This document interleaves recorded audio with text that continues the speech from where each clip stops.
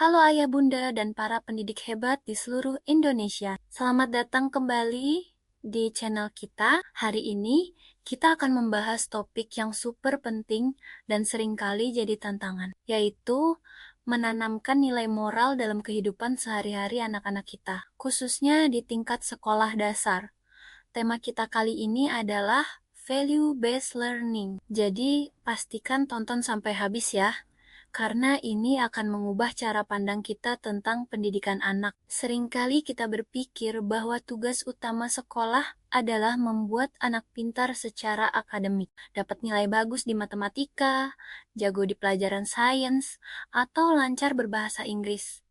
Tentu saja, itu semua penting. Tapi, pernahkah kita berhenti sejenak dan bertanya, apakah itu sudah cukup? Apakah anak yang hanya pintar secara akademis akan siap menghadapi tantangan hidup di masa depan? Jawabannya, belum tentu. Pendidikan itu jauh lebih luas dari sekadar angka di rapor. Pendidikan yang seutuhnya adalah yang mampu menyeimbangkan antara kecerdasan intelektual dan kecerdasan emosional serta spiritual. Inilah inti dari pembentukan karakter. Masa-masa SD adalah periode emas untuk membentuk karakter anak. Di usia inilah mereka seperti spons yang menyerap apa saja yang mereka lihat, dengar, dan rasakan. Apa yang ditanamkan pada usia ini akan menjadi fondasi yang kokoh untuk kepribadian mereka di masa depan. Jika fondasinya kuat, mereka akan tumbuh menjadi pribadi yang tangguh, berempati, dan bertanggung jawab. Sebaliknya, jika kita abai pada masa emas ini, akan lebih sulit untuk memperbaikinya di kemudian hari. Jadi, jangan sampai kita melewatkan kesempatan berharga ini untuk membentuk mereka menjadi individu yang tidak hanya cerdas otaknya, tapi juga mulia hatinya. Lalu, bagaimana cara terbaik menanamkan nilai-nilai moral ini? Apakah dengan ceramah panjang lebar? Tentu tidak. Anak-anak, terutama di usia SD, belajar paling efektif melalui kebiasaan dan teladan. Mereka belajar dari apa yang mereka lakukan setiap hari, bukan hanya dari apa yang kita katakan. Nilai-nilai seperti kejujuran, disiplin, dan tanggung jawab tidak bisa diajarkan hanya lewat teori di buku pelajaran. Nilai-nilai ini harus dihidupkan, dipraktikkan, dan menjadi bagian dari rutinitas harian mereka. Disinilah konsep value-based learning atau pembelajaran berbasis nilai berperan. Kita mengintegrasikan nilai-nilai luhur ke dalam setiap aktivitas anak, baik di sekolah maupun di rumah, sehingga menjadi sebuah kebiasaan yang natural. Mari kita bedah lebih dalam nilai-nilai utama apa saja yang perlu kita tanamkan. Pertama, kejujuran. Ajarkan anak untuk selalu berkata benar, mengakui kesalahan, dan tidak mengambil apa yang bukan haknya. Kedua, disiplin. Ini bukan tentang hukuman, tapi tentang konsistensi. Bangun tidur tepat waktu, mengerjakan tugas sekolah, menaruh barang pada tempatnya. Ketiga, tanggung jawab. Mulai dari hal kecil seperti merapikan mainan sendiri, hingga bertanggung jawab atas tugas yang diberikan. Keempat, sopan santun. Mengucapkan kata tolong, terima kasih, dan maaf adalah dasar dari interaksi sosial yang baik. Kelima, kepedulian. Ajak anak untuk peka terhadap perasaan orang lain dan lingkungan sekitar. Dan keenam, kerjasama. Belajar berbagi, bekerja dalam tim, dan menghargai kontribusi teman. Nilai-nilai ini adalah pilar yang akan menopang mereka sepanjang hidup.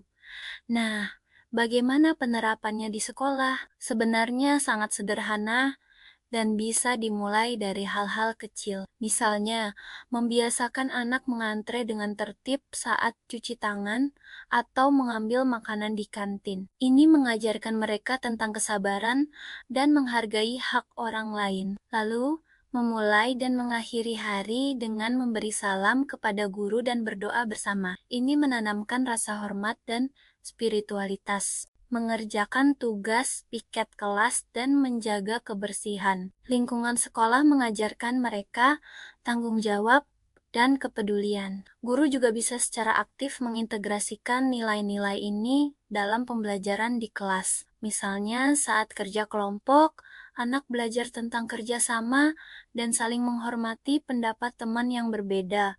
Penerapan di rumah juga tidak kalah pentingnya. Justru, rumah adalah sekolah pertama dan utama bagi anak. Orang tua bisa melibatkan anak dalam pekerjaan rumah tangga sederhana yang sesuai usianya, seperti membantu menyiapkan meja makan atau menyiram tanaman. Ini bukan untuk membebani, tapi untuk mengajarkan tanggung jawab dan rasa memiliki. Biasakan untuk berkomunikasi secara terbuka. Ciptakan suasana di mana anak merasa aman untuk berkata jujur, bahkan ketika mereka melakukan kesalahan. Beri contoh langsung bagaimana bersikap sopan kepada anggota keluarga lain, tetangga, atau asisten rumah tangga. Tetapkan aturan rumah yang jelas dan konsisten. Misalnya tentang jam bermain gadget atau jam tidur. Konsistensi dari orang tua adalah kunci agar aturan ini ditaati dan nilai-nilai yang terkandung di dalamnya bisa meresap. Dalam proses ini, peran guru sangatlah sentral. Guru bukan hanya pengajar, tapi juga seorang teladan atau role model. Perilaku, tutur kata, dan sikap guru setiap hari adalah pelajaran paling berharga bagi siswa. Guru yang menunjukkan kesabaran, memberikan apresiasi, dan memperlakukan semua siswa dengan adil, sedang menanamkan nilai-nilai tersebut secara langsung. Guru perlu peka untuk membimbing perilaku siswa, memberikan umpan balik yang positif dan konstruktif ketika mereka melakukan hal baik, dan mengarahkan dengan bijak ketika mereka berbuat salah. Selain itu, guru juga berperan penting dalam menciptakan lingkungan kelas yang menghargai perbedaan, di mana setiap anak merasa diterima dan dihargai apa adanya. Sekolah sebagai sebuah institusi juga memegang peranan krusial. Sekolah harus secara sadar menciptakan budaya sekolah yang positif. Ini bisa diwujudkan melalui program-program pembiasaan harian seperti senyum, sapa, salam, atau program penguatan karakter yang terstruktur, misalnya mengadakan kegiatan bakti sosial untuk menumbuhkan empati, atau Jumat bersih untuk menanamkan kepedulian terhadap lingkungan. Yang terpenting adalah sekolah harus menyediakan lingkungan yang aman, nyaman, dan mendukung, di mana anak-anak tidak takut untuk mencoba, berbuat salah, dan belajar dari kesalahannya. Kolaborasi antara semua guru, kepala sekolah, dan staf sekolah sangat diperlukan untuk menciptakan ekosistem pendidikan karakter yang solid, dan tentu saja peran orang tua adalah fondasi dari semuanya. Ayah dan bunda, kita adalah cermin utama bagi anak-anak kita. Cara kita berbicara, cara kita menyelesaikan masalah, cara kita memperlakukan orang lain, semuanya direkam dan ditiru oleh mereka. Jadilah contoh yang baik setiap saat. Luangkan waktu berkualitas untuk mendampingi anak, bukan hanya saat belajar, tapi juga saat bermain. Dengarkan cerita mereka, pahami perasaan mereka, bangun komunikasi yang kuat, dan yang paling penting, jalin kerjasama yang solid dengan pihak sekolah. Hadiri pertemuan orang tua, berkomunikasi secara proaktif dengan guru tentang perkembangan anak, dan dukung program-program sekolah yang bertujuan untuk membentuk karakter. Ingat, pendidikan karakter adalah kerja tim antara rumah dan sekolah. Ketika semua pihak guru, sekolah, dan orang tua berkolaborasi dengan baik dalam menanamkan nilai-nilai ini, dampak positifnya akan luar biasa. Kita akan melihat perubahan nyata pada perilaku siswa. Mereka menjadi lebih sopan, lebih bertanggung jawab, dan lebih peduli. Kasus perundungan atau bullying akan berkurang karena tingkat empati mereka meningkat. Suasana di sekolah dan di rumah pun menjadi lebih harmonis dan menyenangkan. Pada akhirnya, tujuan terbesar kita tercapai, melahirkan generasi penerus yang tidak hanya cerdas secara akademis, tapi juga memiliki karakter yang kuat, berakhlak mulia, dan siap menjadi agen perubahan positif di masyarakat. Sebagai kesimpulan, mari kita ingat kembali bahwa menanamkan nilai moral adalah investasi jangka panjang untuk masa depan. Anak-anak kita dan bangsa ini. Ini bukan proyek sesaat,